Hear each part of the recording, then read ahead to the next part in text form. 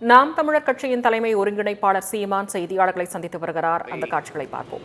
மீட்டு கொண்டு வந்தார்கள். அந்த எல்லை மீட்பு போராளி நம்முடைய ஐயா மாபோசி அவர்கள். நாம் தேவிகுளம், பீர்மேடு உள்ளிட்ட தாலுகாக்களை கொண்ட இடுக்கி மாவட்டத்தை இழந்ததால் இன்று முல்லைப்பெரியாற்றில் நீர் உரிமையை பெற முடியாமல் தவிக்கிறோம்.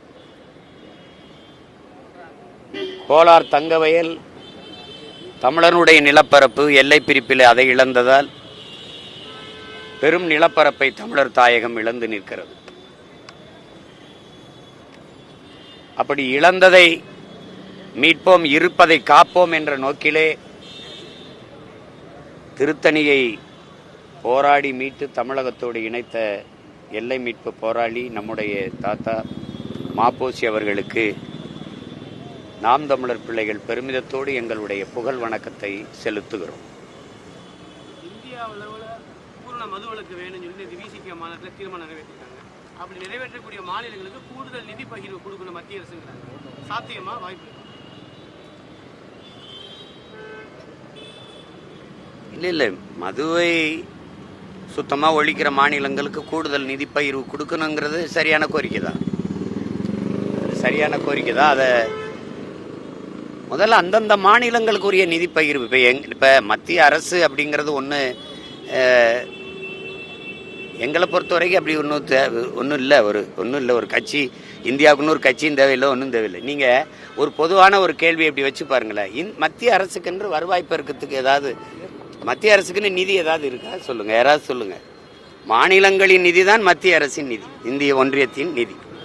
அந்த அரசு அந்தந்த மாநிலங்கள் கொடுக்குற நிதி வருவாய் பெருக்கத்துக்கு ஏற்ப அவரவர் தேவைக்கு பிரித்து கொடுக்கணும். இந்தியாவினுடைய நிதி வருவாயை பெருக்குவதில் 2வது இடத்தில் இருக்கிறது தமிழ்நாடு. ஆனால் நான் எல்லாத்தையும் உனக்கு கொடுத்துட்டு பேரிடர் காலங்களில் கூட இப்போ பாருங்கள், ஆசிரியர்களுக்கு நிதி கொடுக்காம சம்பளம் கொடுக்க முடியலன்னு ஒரு நிலைமை வந்துச்சு. அப்படின்னா நான் நிதி வேணும்னா புதிய கல்விக் கொள்கை ஏற்றுக்க, இதுக்கெல்லாம் கையெழுத்து போடு, இந்த பிரதமர் சிரிபிஎம் இந்த கல்வி திட்டத்துக்கு கையெழுத்து போடுல நெருக்கடி கொடுக்கும். அதை ஏற்க முடியாது. ஆனால் இந்தியா முழுமைக்கும் மதுவை ஒழிச்சாதான், எல்லா மாநிலத்திலையும் ஒழிச்சாதான் நம்ம ஒழிக்க முடியுங்கிற கோட்பாடு. இப்போ குறிப்பாக சட்டத்துறை அமைச்சர் ஐயா ரகுபதி சொல்றதையோ, இந்தியா முழுமைக்கு ஒன்று சொல்றதையோ அதை நாங்கள் ஏற்கலை. இப்போ நீங்கள் உங்களுக்கு குறிப்பாக ஒன்று சொல்கிறேன், இந்தியை எந்த மாநிலமும் எதிர்க்கலை, ஆனால் நாங்கள் எதிர்த்தோம். ஏன்னா இந்திய நிலப்பரப்பில் வாழ்கிறதுலே மூத்த குடி நாங்கள் தான். இந்த துணைக்கண்ட முழுமைக்கும் பரவி வாழ்ந்த தொல்குடி சமூகம் நாங்கள் தான். பல்வேறு படையெடுப்புகள், இனக்கலப்புகள், பல்வேறு பேர் வந்து குடியேறினாலும் இன்னும் தூய தமிழ் ரத்தம் ஓடிக்கொண்டிருக்கிற கலப்பினம் இல்லாத ஒரு பியூர் ரேஸ், ஒரு தூய இனம் இங்கே தான் இருக்குது. அவ்வளவு பிரச்சனைக்கு இடையிலே இந்த காலத்து பிள்ளைகள் பேண்ட் ஷர்ட்டு, டிஷர்ட்டு இதெல்லாம் இந்த மாதிரி உடையை உடுத்தி கூட சென்னை கடற்கரையில் நாங்கள் தமிழண்டான்னு சொன்னதை நீங்கள் பார்க்க முடியும். அந்த அடிப்படையில் இந்தியை திணிக்கும் போது இந்தியாவில் ஒரே ஒரு மாநிலம் தான் எதிர்த்தது. என்னரும் தாய்மொழியை நீ இறந்து விடுமோ என்றதெல்லாம் எதிர்த்து நின்று போரிட்டது. அதே மாதிரி ஜிஎஸ்டியை யாரும் பெருசாக எதுக்கல, தமிழ்நாடு தான் எதிர்த்தது. நீட்டு தேர்வு யாரும் எதுக்கல, தமிழ்நாடு தான் எதுக்குது.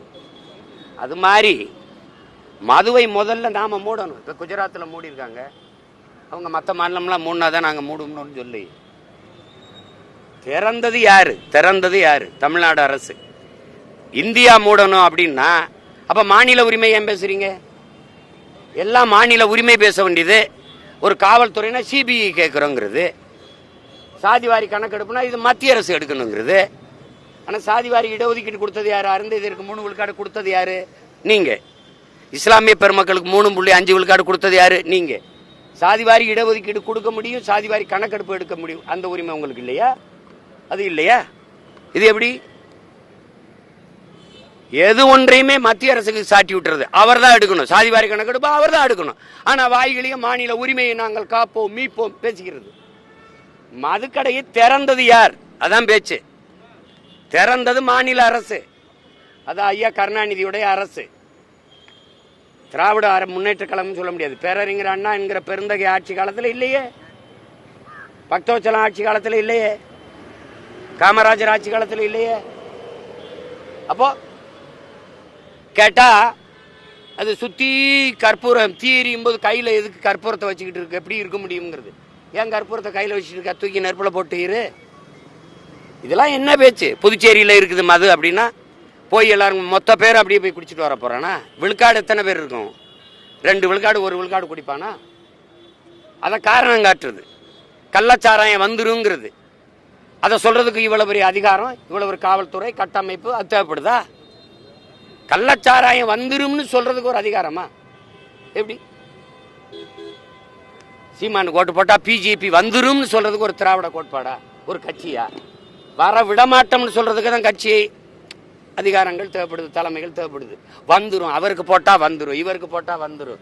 இது என்னது? இது மதுக்கடையை திறந்தது யார்? நீங்க. இப்ப மூடுறதுக்கு என்ன பிரச்சனை? அதுல அண்ணன் அந்த விசிக மாநாட்டில் வந்த கோரிக்கையே இருக்கிறேன். மதுவை மூடிட்டா அதில் ஏற்படுற பொருளாதார இழப்புக்கு ஏற்ப ஒரு நிதியை கூடுதலாக கொடுக்க வேண்டியது. சரி, அந்த கோரிக்கை சரி. குஜராத்தை 55,000 கோடிக்கு பால் விற்கும்போது நீ 50,000 கோடிக்கு சாராயம் வச்சு சாடிச்சிருக்கீங்க. ஏன் பாலுக்கு நீ ஏன் வரல?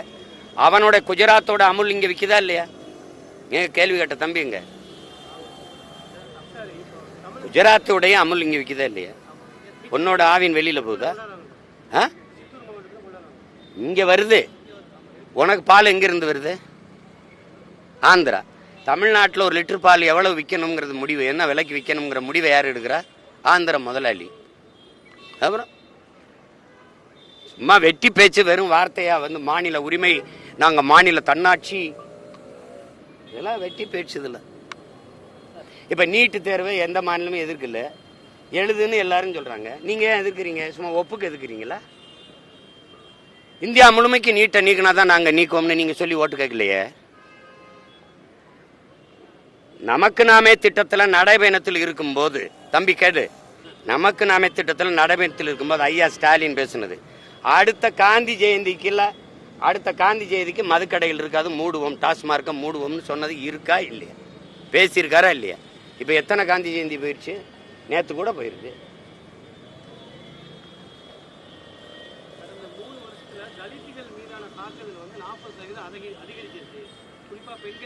தலித்துன்னு சொல்லாத. தலித்துங்கிற சொல்ல முதல்ல, தலித்துங்கிறதே நான் அவமானமா கருதுறேன். தலித்துன்னு அந்த வார்த்தையை பயன்படுத்தாது. நீ என்னைய பார்த்து தலித்துங்கிற? அது எங்க தாத்தா பிரிஞ்சு தன்மான இழப்பு. அது காந்தி அரிஜன்கிறது காந்தியின் புரட்டா. அது சொல்லாது. என்னை ஆதி தமிழன்னு சொல்லு. அவர் பேசுவாருங்க, அவர் பேசுவார். அவர் தலித்துன்னு சொல்லுவார். தலித்து எந்த மொழி சொல்? அவர் பேசுவாரு. அதை ஏற்கிறேன், அதை நான் ஏற்கிறேன். அது அவர் சொன்னாருங்கிறதுக்கு இல்லை, நாங்கள் முன்வைக்கிற கருத்தை. நேற்று திருவண்ணாமலையில் ஒரு ஆதி தமிழ் குடிமகனுடைய உடலை நீங்கள் எடுத்துகிட்டு போகிறதுக்கு தடுத்திருக்கலா இல்லையா?